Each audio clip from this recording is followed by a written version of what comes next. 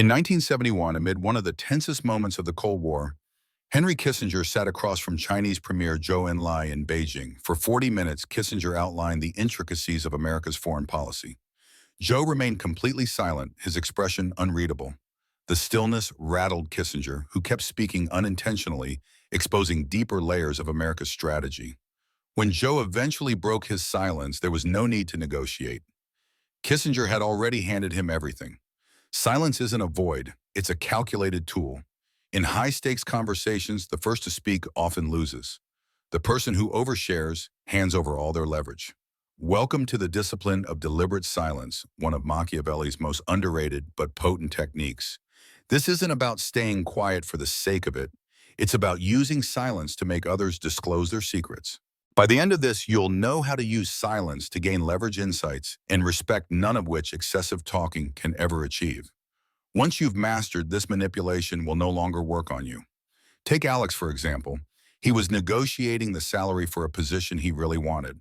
The hiring manager offered $85,000. Alex had rehearsed his counteroffer extensively. But instead of diving in, he remembered a key tactic when presented with a figure: stay silent, just maintain eye contact. So he gave a slight nod and said nothing. 7 seconds passed, then 8. The silence became unbearable. The manager cracked, "Actually, with your background, we could go up to $95,000. Alex stayed quiet. After another tense pause, the manager added, "And we can throw in an extra week of vacation." All this without Alex uttering a single word. This is what Machiavelli grasped centuries ago. People can't handle silence. They rush to fill it, and in doing so surrender power. The first law of strategic silence: generate a void that others feel compelled to fill. Imagine two individuals. One dominates the conversation, explaining, clarifying. The other remains composed and quiet. Who seems in control? Who's giving away insights? Who's quietly collecting intelligence? When I handled my first major business negotiation, I made a rookie mistake. A potential partner asked, "What's your lowest acceptable deal?" I answered right away, trying to be open and trustworthy. In doing so, I gave up my position and ended up losing $50,000. I learned the hard way. The next time, I used silence to my advantage. Faced with the same question, I simply replied, "I'm curious to hear what you think is fair." Then silence, complete and intentional. The other side spoke at length, sharing their offer budget limits and internal expectations. I learned everything I needed without revealing a thing. That deal closed 40% higher than I would have initially accepted. The human tongue is a wild creature, few ever tame it. It constantly pushes to escape restraint. That wasn't merely ancient wisdom, it was a practical warning. Every sentence you utter is intel someone can use. Every silence you hold on to is influence you preserve. Have you ever noticed that the person with the most authority in a meeting is usually not the one doing all the talking? Observe any executive-level meeting. Often the CEO contributes the least. They pose a sharp question, then lean back to observe who rushes to answer, who hesitates, who glances at others before speaking. In these quiet moments, they're gathering critical insights others give away freely. Consider the Cuban Missile Crisis. President John F. Kennedy was faced with conflicting guidance from his generals and diplomats. Rather than making snap decisions, he employed what historians now refer to as purposeful silence. He'd ask a question, then remain still, even after the response. The silence made his advisors nervous. They began elaborating, contradicting themselves, exposing hidden motivations. That method revealed key truths that helped avert global catastrophe. The second principle of strategic silence: be the calculated observer, not the overzealous participant. When you choose your words carefully, 3 powerful things happen. Your voice gains authority. You absorb more than you reveal, and others unintentionally expose their true priorities and weaknesses. In your next negotiation or critical dialogue, try this: ask a single well-framed question. Maintain steady eye contact.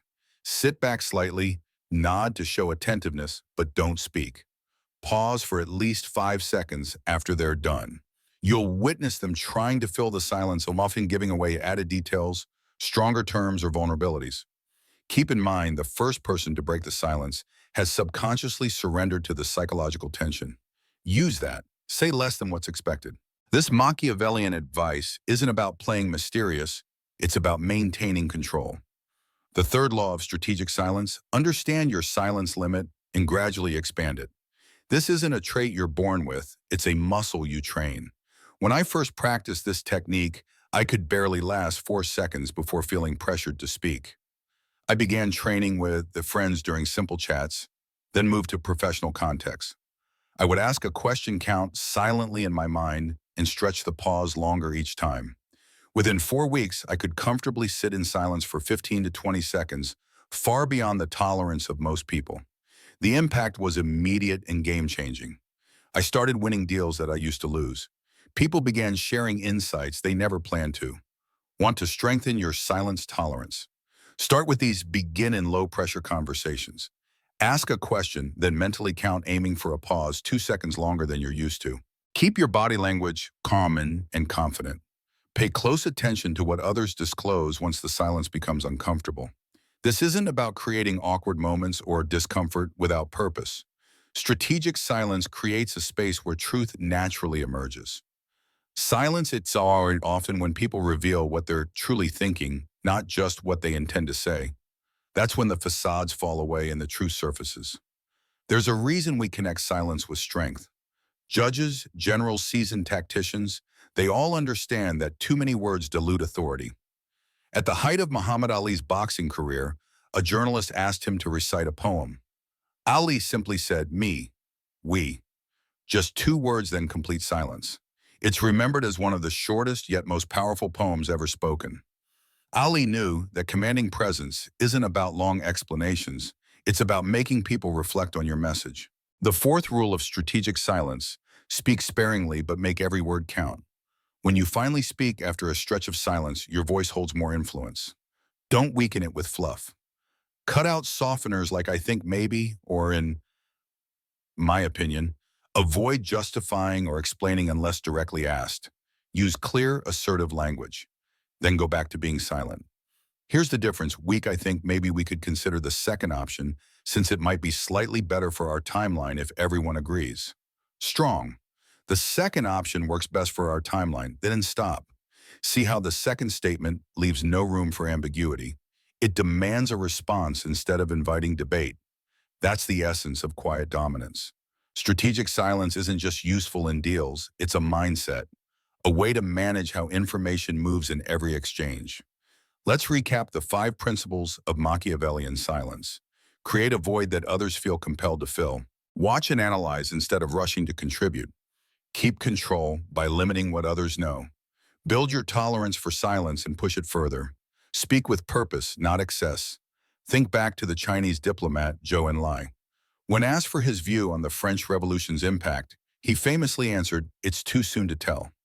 Just 6 words, but they've sparked decades of discussion. That's the kind of effect that precision and pause can create. Something endless chatter never will. In a noisy world where everyone is fighting to speak, be the one who listens.